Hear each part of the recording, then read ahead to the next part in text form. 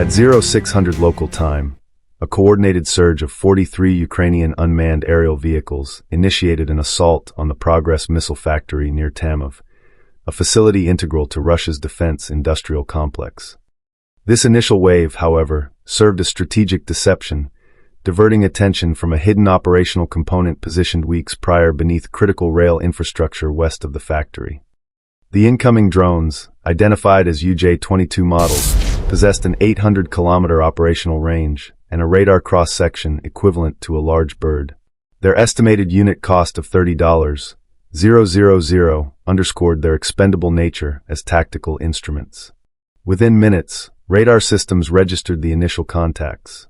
By 0604, the northern approach was saturated, with screens displaying a rapid escalation from 8 to 12 targets. This overwhelming volume immediately challenged Russian Air Defense Command and Control, complicating target deconfliction and risking inefficient missile expenditures or missed engagements. At lower altitudes, Zu-23 anti-aircraft crews provided early detection, their auditory sensors picking up the distinctive high-frequency buzz before visual confirmation. The small, gray airframes, barely exceeding the dimensions of a dining table, skimmed the tree line at approximately 200 kilometers per hour. At this speed and altitude, each drone presented a fleeting target, visible for mere seconds, demanding immediate and precise engagement from ground-based systems still struggling with radar-induced clutter.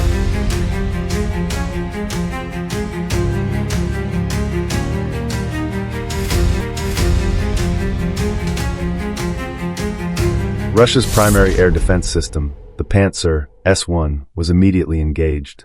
This mobile platform, armed with 48 57E6 missiles, each valued at approximately $170,000, represented a significant financial outlay for every intercept.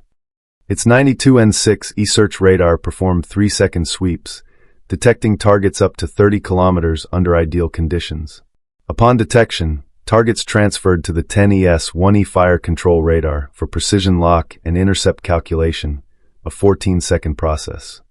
However, the UJ-22S low-altitude ingress, skimming treetop levels, introduced substantial ground clutter, diminishing effective detection range to 12 kilometers. The fire control system struggled to discriminate drone signatures amidst environmental noise. At 6:05, the first 57E6 missile intercepted a UJ-22, destroying the $30,000 drone. Subsequent engagements demonstrated technical proficiency. Yet, the strategic cost disparity was immense. By 6:15, 31 missiles were expended against a fraction of incoming drones. Drones approached from multiple vectors, their staggered arrival forcing individual engagements that rapidly depleted stocks. This asymmetrical cost exchange indicated a successful Ukrainian attrition strategy, drawing air defense crews into a costly diversion. Reloading was an untenable operational challenge. The Pantsir S-1 requires a specialized transport loader vehicle, a 4-person crew, and 20 minutes for missile replenishment, rendering the system radar dark, exposed, and vulnerable. In an active swarm, such a pause equated to mission termination. The UJ-22's primary function was not survival, but visibility, its radar cross-section engineered for optimal detection and engagement, ensuring a full interception cycle. This deliberate design maximized missile expenditure. By 6:20, 12 UJ-22S were neutralized at an ordnance cost exceeding $2 million, against a Ukrainian investment of $360,000. Despite technical success, the strategic outcome for Russia was catastrophic.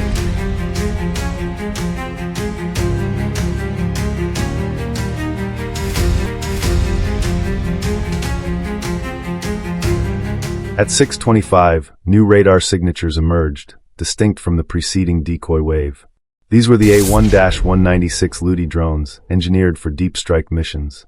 Boasting a 1,000-kilometer operational range, and armed with a 75-kilogram high-explosive warhead, these platforms possessed the capacity to inflict significant structural damage.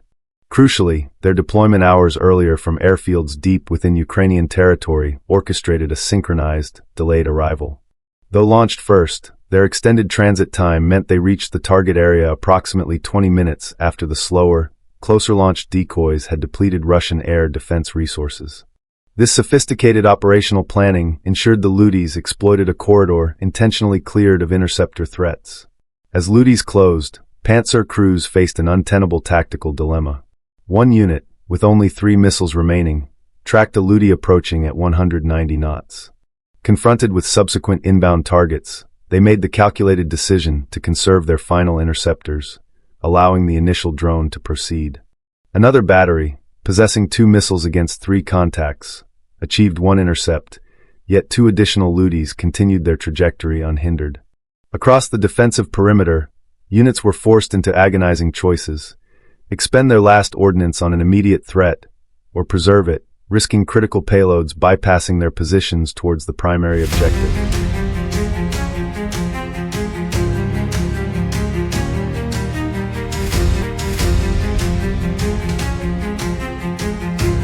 At 6:35, a Ludi drone, maintaining a GPS-locked trajectory, began to deviate from its programmed course. Its flight coordinates shifted, initially by 3 degrees, then 10. Subsequent drones on differing vectors exhibited similar navigational discrepancies. One unit, departing from its flight plan, culminated in an uncontrolled impact at 200 kilometers per hour. This operational failure occurred without kinetic engagement, radar signature, or audible interception. This suggested the activation of a non-kinetic, radar-invisible countermeasure, operational since prior to the initial UJ-22 incursions. This was the R-330 Zhidle electronic warfare system, identified as a Ural truck-mounted platform equipped with an extensive antenna array, positioned discreetly near the factory. The Zhidle disrupts the fundamental principles of satellite navigation. Operating as a broadband jammer, it emits electromagnetic interference across a 100 MHz to 2 GHz spectrum, encompassing a 30-kilometer operational radius, effectively saturating global navigation satellite system, GNSS, bands, including GPS, GLONASS, and Galileo. It does not attempt to decode incoming signals, but overwhelms the faint satellite signals. A satellite-derived GPS signal, typically arriving at a drone's antenna with approximately 20 watts of power, requires nanosecond-level timing precision for accurate positional calculations. The Zhidle introduces critical microsecond timing errors, corrupting this essential data. Consequently, a drone's internal navigation system receives corrupted positional data, causing its autopilot to pursue phantom waypoints. The drone's instruments register normal operation, even as it deviates catastrophically from its intended course. This silent subversion rendered a $4 million Ludi strike drone inoperable, transforming it into scrap by a system consuming 40 liters of diesel fuel per hour.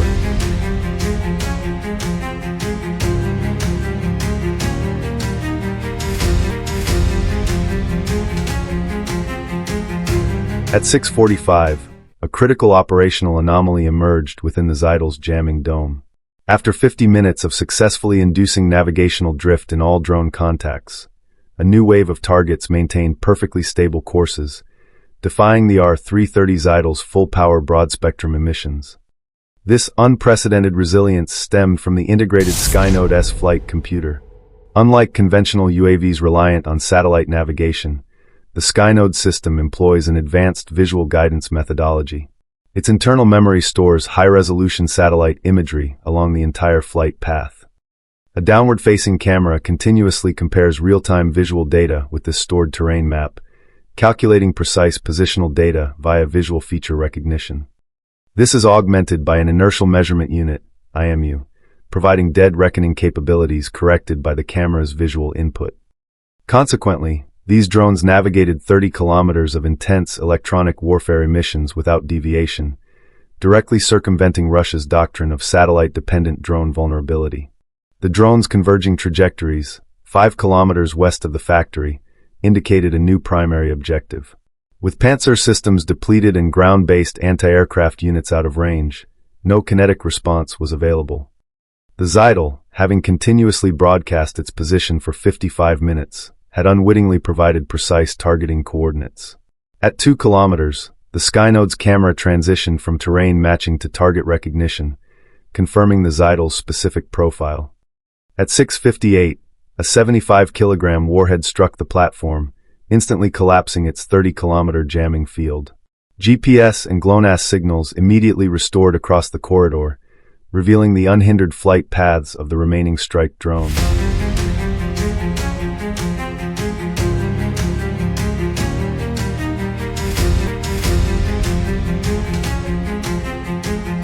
The factory perimeter, now cleared of jamming, presented an open target, yet no subsequent drone wave materialized. Russian personnel, perceiving the immediate aerial threat as neutralized, stood down, unaware they had been drawn into an elaborate strategic deception. The true objective lay elsewhere. Weeks prior, a cellular-activated explosive device had been meticulously placed beneath railroad tracks at the Kuchov K2 classification yard, 5 kilometers west of the factory. This yard represented a critical single-track choke point, funneling all rail logistics to Crimea and Russia's southern front.